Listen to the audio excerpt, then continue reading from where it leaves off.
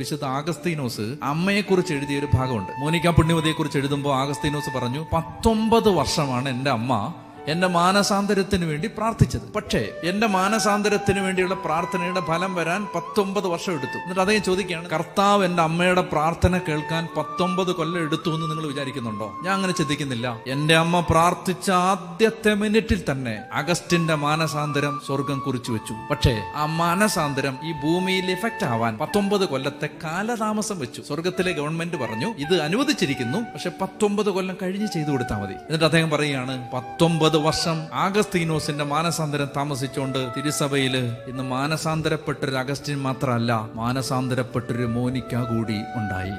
മകൻ മാറാൻ വൈകിയത് കൊണ്ട് അമ്മ മാറി. അപ്പൊ മക്കളുടെ മാനസാന്തരം വൈകുന്നു, ഭർത്താവിന്റെ മാനസാന്തരം വൈകുന്നു, ചില കാര്യങ്ങളിൽ വ്യത്യാസം വരാൻ വൈകുന്നു. എന്താ കാര്യം? കർത്താവിന് ഒരാളെ മാറ്റിയാൽ പോരാ, എല്ലാവരെയും മാറ്റാനുണ്ട്.